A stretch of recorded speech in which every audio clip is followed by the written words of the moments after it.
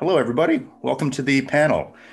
This panel is called How to Make a Killer Reel and Get a Job at a Studio. We've got some great panelists here with us, all of which work at studios all across the world, from London to Berlin to Munich to Sweden to Montreal to Glasgow, Scotland. I will turn it over to each person to introduce themselves, and then we'll dig into the questions. Let's go alphabetical. So we'll start with, I think that's Andreas Giesen.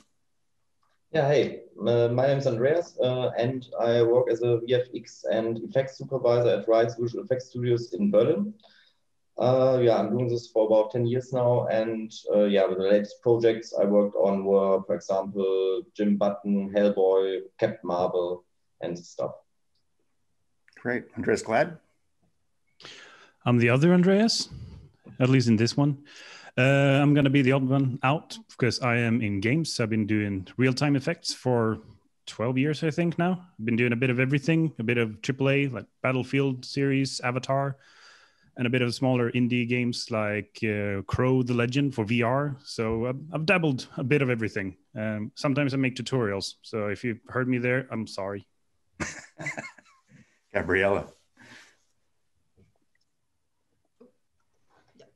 So I'm from Framestore. I'm the lead of the Grooming and Character Effects department on IA. In IA, we do mostly commercials, TV series, and some like interactive rides and things like that. I've been recently working on His Dark Materials season 2, but I've worked on many other like TV shows like Black Mirror and The Crown and The Boys as well. I've been working with CG for almost 9 years now and working exclusively with Houdini for 4 years since I joined Framestore. I'm specialized on animals and I love like grooming them and doing all the effects involved around them.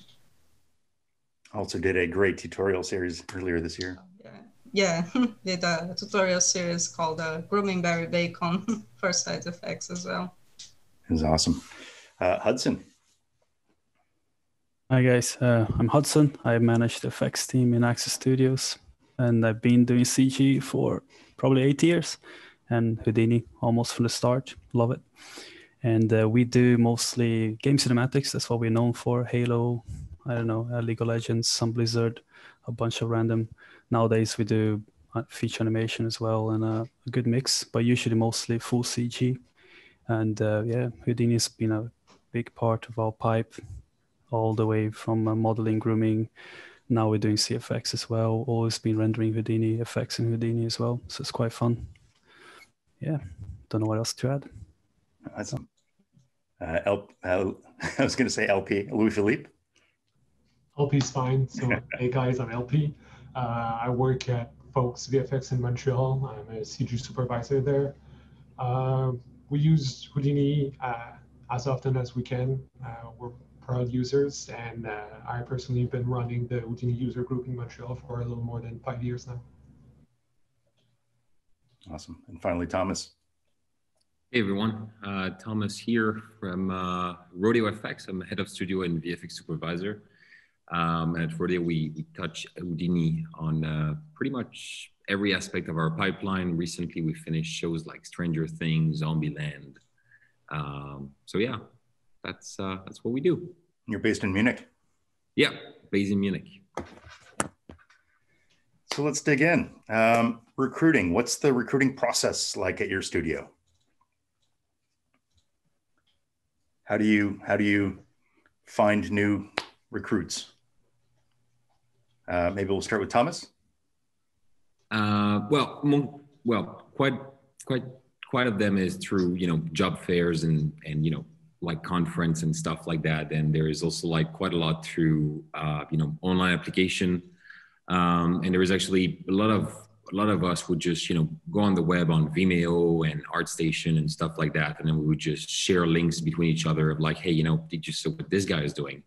And then ultimately we would get in touch with the person, and that's how it goes.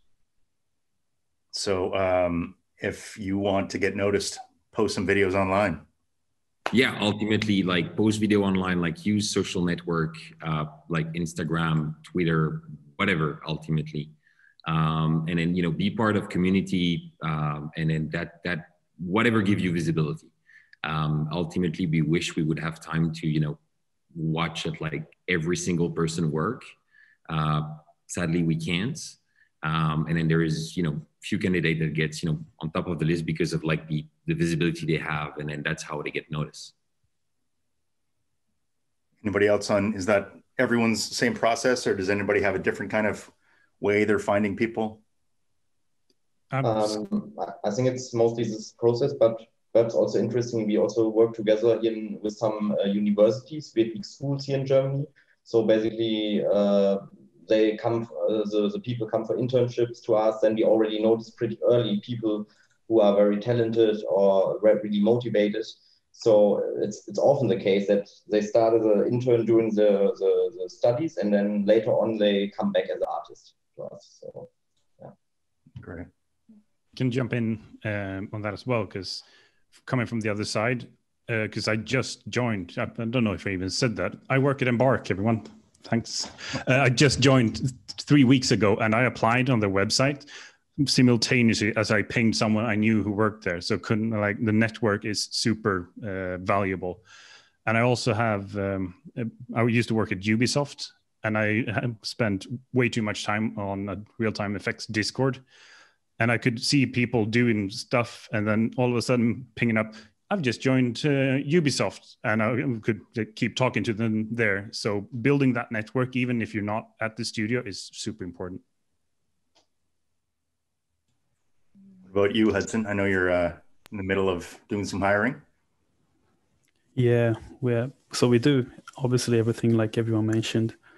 I usually say we try these days. Sometimes we have to build like a team. For example, recently we are switching Houdini to CFX. CFX to Houdini, and we had to build a team around that as well. So we actually did a job fair kind of thing where people could apply. We kind of marketed it in many social medias, and I think we interviewed several. We had loads of candidates applying, but also interviewed several people in a short span of time, which is very interesting. So we try to do those things as well when we need to target a specific area and we're growing. But everything else that anyone mentioned is really, really important. The visibility on social media helps, although if your company does have time to look through applications, a good set of reel and other things is more than enough as well. The visibility helps usually to be found easier by many companies. But if you're targeting a company and like networking is important, don't network just for the sake of networking, but if you have a network, use that in terms of getting the first contact for sure. Do you guys get like an influx of reels every week? Are there constantly reels coming in, and then you've got somebody that does kind of the scanning, the initial kind of pass at it, and then they'll say, oh, here's a few that are good, and can they escalate them somehow? Or yeah, I think when we're looking for someone and we post a job posting, we get a lot of candidates for sure. And sometimes the people that would do the scanning of these emails could miss one or two. So that's where being in contact with someone at the studio and just saying, hey, have you seen my reel?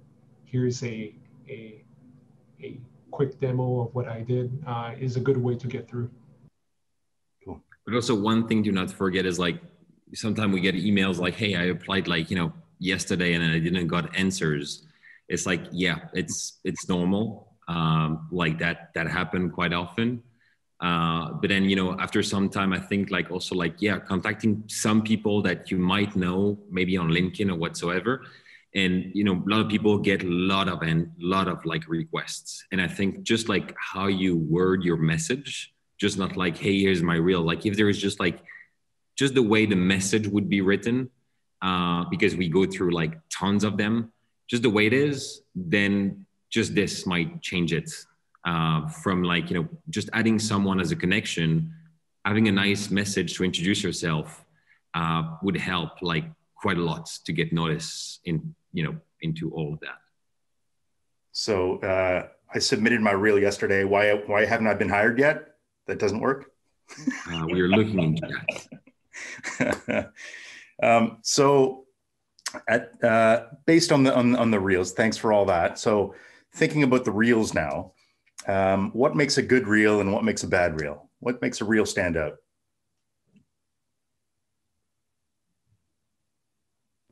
I think a good reel is short. I don't want to watch a 3, 4, 5 minute reel. I usually really like shorter 45, 1 minute long reel, 45 seconds to 1 minute. I think it's enough. And it really depends what department you're applying for. The reel is a good media to show what you're doing, but I mean, ArtStation is a great media as well, or a great website to share your work. So if you're for VFX, for example, if you're working in an environment team, or if you're a procedural modeler, maybe a video of what you're doing is not the best way to showcase your work. So a short reel or a really nice page where you show your best work. I would also recommend to perhaps focus more on a few shots which are really polished and not putting everything in there, having these shots at the beginning of the reel, because it, you know, like Thomas said, you watch 10, 20 reels in a row, and if it doesn't catch you in the first 10 seconds or something, or it's a really bad shot in the first 10 seconds, then you might not even watch it till the end. So I think it's really important to put the best stuff in the beginning, and better to have just 5 really nice shots in there than having 20, which are just standard. Yeah. Gabriela? I was going to say exactly what he said about like put the best work first. Other thing I think it's nice to have in reels is say exactly what you did on that shot, because sometimes you put like a big movie shot and people don't have guess what you did there. So it's good to say I worked on this character, on the effects of this, and if you can put like breakdowns and more angles and learn like how to sell properly your model, not just put the shot. If you can put a turntable as well of the model you're doing, that can show like in details what is going on, what everything that has, like breaking down how to build that specific thing. I think all of this makes it like more entertaining and shows that you know like things and you know how the process work. Yeah, something I've heard over and over is don't just show tutorials that you've done. Yeah, that's the thing. Like, you know, most of us, we see the tutorials. So I guess for Houdini, you know, all the Steven tutorials and stuff like that, we've seen many video tutorials, many demo reel, which are just full of that. Yeah. But I think more than that, also like one thing to just do not focus any time and effort on that is music and introduction. Skip it. Nobody want to see a 10-second introduction with your name, with whatever. And the music, I guess most of us here on Linux, where we anyhow have trouble with sound, where we actually maybe sometimes don't even have sound. So the music is not something that, you know, people will care about at all. I would perhaps add something to the tutorial thing, because I had the same case several times that the reel was full of tutorials. I mean, I think it's okay to, if you're a student, to have a tutorial perhaps in there, but it's important just to point out that it's a tutorial, you know, because we had really people not telling it to us. And like you said, we're all watching Vimeo, we know the stuff. So it's a bit difficult. But I mean, interesting would be just taking the idea of the tutorial and transferring it to a new model on a new asset. So that's totally okay. And then you can still say, yeah, it's based on a tutorial, but I put my own stuff in, and that's cool. Yeah, 100%. If it's adapted, as Andreas is saying, then that makes sense, 100%. Yeah, add some creativity and your own personal injection into it. Yeah. Hudson, any thoughts? Yeah, I have a few thoughts. I agree with everything that everyone said. I will say when it comes to breakdowns, what Gabriela mentioned, is nice to see a breakdown if it makes sense. Let's say you have a shot and it's very busy and you actually done something specific, short breakdown. But I'll be honest with you, a lot of the breakdowns, effects breakdowns, it's not, you know, most of the people watching, it's the supervisors, they know roughly what you need to do to get to the end result. And if you want to squeeze it in 45 seconds, like LP was mentioning, don't have those. Have that separate, because it's easy for us to look further, to see technically how you might have achieved. You want to express more. Your reel is about just selling your capabilities as an effects artist and an artist, as well as a team player. That's quite important as well. Sometimes it's good to have personal projects, have group projects, even though we haven't worked in production. So most of the times we just like scrub through a reel. That's at least for myself. If you have loads of reel, you barely even playing it. You kind of watch really fast, a few frames, to see the quality of content, what's included, the variety of content as well. So everything that goes into the reel should be thought through. And music, yeah, I usually like if it's good music, but music, it can do more harm and has never really sold you the job. It can actually do the opposite. So be careful with that. So might you suggest having kind of a reel and then a breakdown version, like that they go together? I would say so. Because usually breakdowns, this is my opinion, obviously. Breakdowns is for you, for your friends, it's a bit more to show in depth for people, maybe learning to do the effect or something. When you're applying for a job, it is not very necessary. If you have though a model which is moving really fast in frame, like Gabriela mentioned, maybe as a character supervisor, you want to understand, have you built this model for a good production? Do you have the right topology? That's a different thing.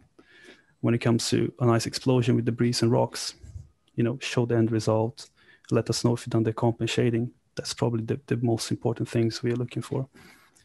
If you want to showcase a nice breakdown in ArtStation somewhere else, separated. Yeah. Right. I'm just going to pause for a second. We've got about 10 minutes left.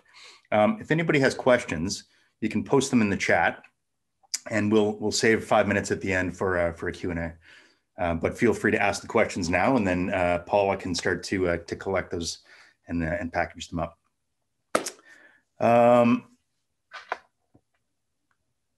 So I think we kind of talked about a few things, but I just want to kind of pick on bad reels a little bit. So what are the elements of a bad reel? What are the worst reels that you've seen, and what makes up a bad reel? I can jump on that one. Sure. Bad reel I've gotten is my own tutorials. Not very impressive. But also, this might be quite different from the rest of you. A lack of understanding. Because for games, it's so much about, sure, you can make a really nice effect, but if it doesn't integrate into the scene, I don't care about it. I will probably click it away. I will need to see it in context, and I need to see it doing gamey things, so to speak. So I've seen a lot of, like, I'm making a fire on a black background. Everything that's glowy looks good on a black background. I see straight through that, and I will not even judge that clip. It's just meh. Also, I'm quite jealous of the rest of you. If you're going through so many reels that you need to shorten them down, can I have some? Because no one does real-time effects. It's not fair. But just one thing to add on, Andreas, I think the other one is, like, when showing effects, do not show your effects on black background, like ever, because everything looks gorgeous on black. We tried to submit that to dailies on black background, and then it didn't work in the end.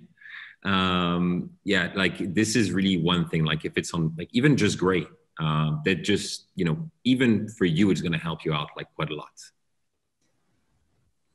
Good suggestion. Can I just jump in on the breakdown thing? Because that's a bit different, at least for real-time effects as well. Yeah. Write what you did in the scene. If there's a lot of things going on, that's great. If you did the ambient effects or whatever, that's good. If you put in a breakdown, it better be impressive. Because, I mean, if there's an effect that I can't see immediately how it was made, you're probably already called to the interview. So it's kind of a waste to do the whole breakdown thing. Yeah, I echo that.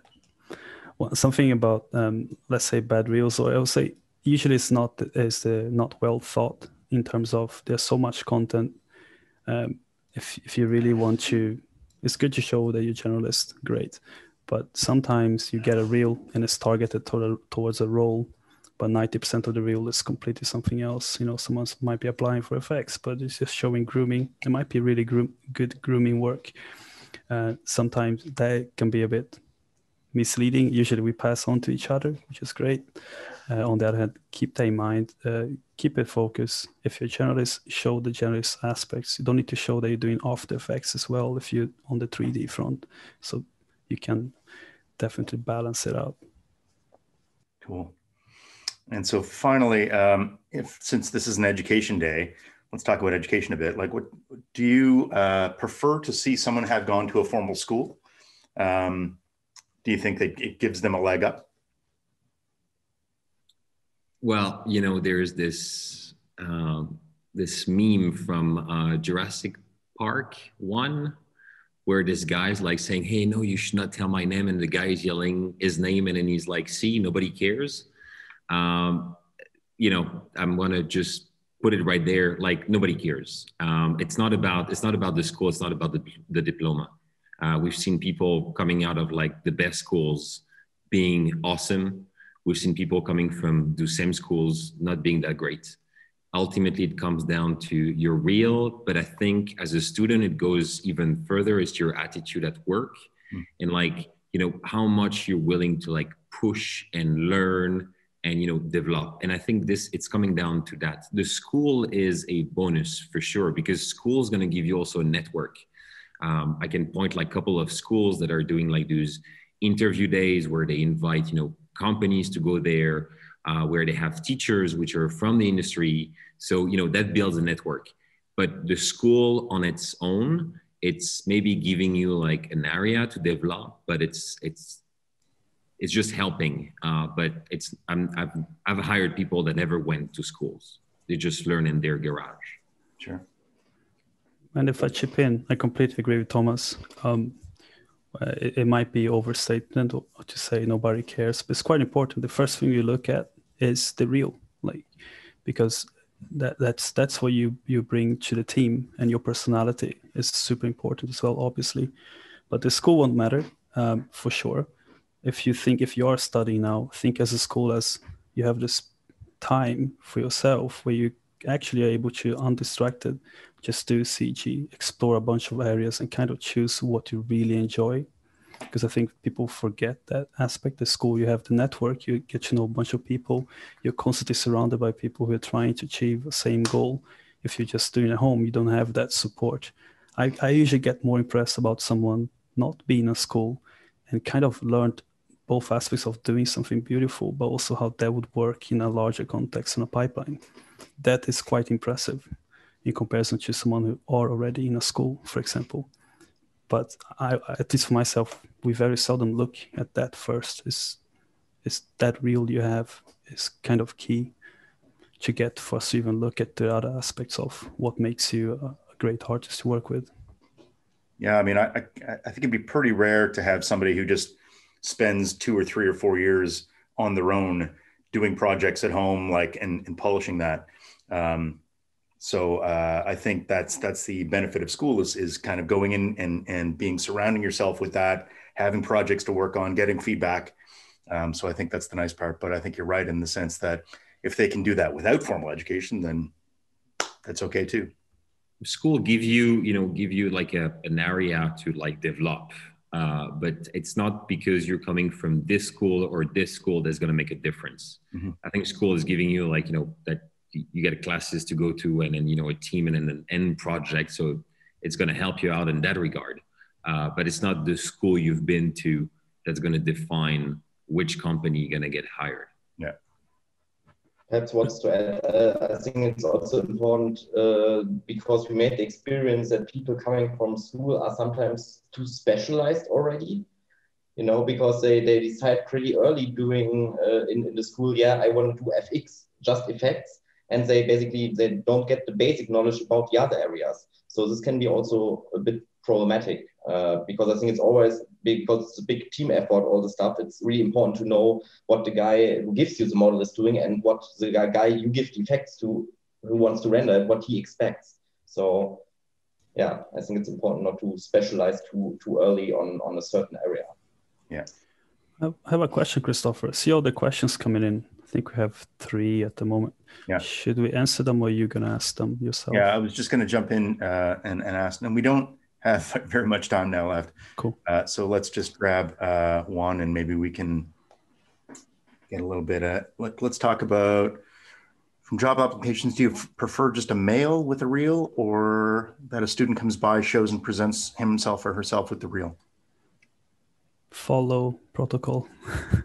It helps. Like Thomas was mentioning, like if you add those people on LinkedIn, you get so many messages. I seldom check LinkedIn nowadays because of that. Maybe I'm not getting overwhelmed with messages, but follow the protocol, because if you do the presentation right, that will pass the first, team that looks at it. That's my proposal. Yeah, and don't be afraid, like when you apply on studio website, it's like a boring form where there is like just your link in, a pass to your reel and so on. But that gets into a database that then our recruiters are looking at. And then, they make some sort of a selection, which then get passed on to people. And then we review the work. I'm seeing here in the chat that people are just like, come by, show and present your reel. Don't. The chances that we're available is close to like none. Mm-hmm. And so I think it's just like apply. And then maybe, again, as mentioned earlier, like if you have no answer after a week, it's okay. And then a bit later, what is really nice, like usually on every company's website, there is an email to either the personal email of our recruiters or just recruitment at the studio. And it's really nice, maybe after like a week or two, just to send an email like, hey guys, I applied, blah, blah, blah. Maybe there's an update for me and so on. And that could, well written, could put you up in the list of like, maybe they haven't got through you just yet. But then having a nice email is like a nice reminder poking, not, too much. I think that helps like a lot. Well, thanks everybody. Really appreciate it. I think this was a valuable session. And I hope that everyone that was watching got something out of it and gets a job next. Thanks, everybody. We'll talk to you soon. Thank you, everyone. Yeah. Take care.